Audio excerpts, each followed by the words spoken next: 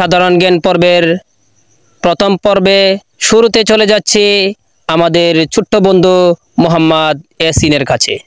ইয়াসিন, তোমার জন্য সাধারণ জ্ঞানের প্রশ্ন থাকবে 5টি। সঠিক প্রশ্নের উত্তরের জন্য 1টি করে নম্বর। তুমি কি প্রশ্নের জন্য প্রস্তুত? জি।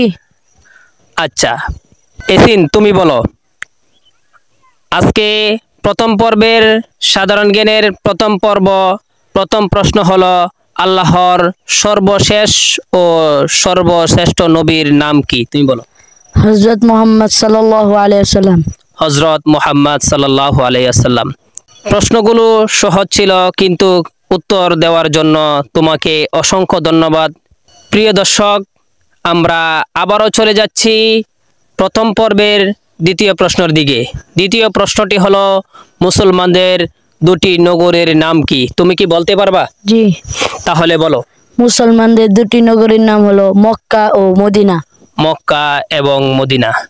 প্রিয় দর্শক, সঠিক উত্তর দেওয়ার জন্য ইয়াসিনকে অসংখ্য ধন্যবাদ। প্রিয় দর্শক, আমরা আবারও চলে যাচ্ছি তৃতীয় প্রশ্নের দিকে, প্রথম পর্বের তৃতীয় প্রশ্নের দিকে। প্রিয় দর্শক, তৃতীয় প্রশ্ন হলো পৃথিবী ও তার মধ্যে যা কিছু আছে সবার থেকে উত্তম কোনটি? তুমি কি বলতে পারবা? জি। বলো তো দেখি। ফজরের 2 রাকাত সুন্নাত। মাশাআল্লাহ, ফজরের 2 রাকাত সুন্নত। প্রিয় দর্শক, সঠিক প্রশ্নের উত্তর দেওয়ার জন্য তাকে অসংখ্য ধন্যবাদ।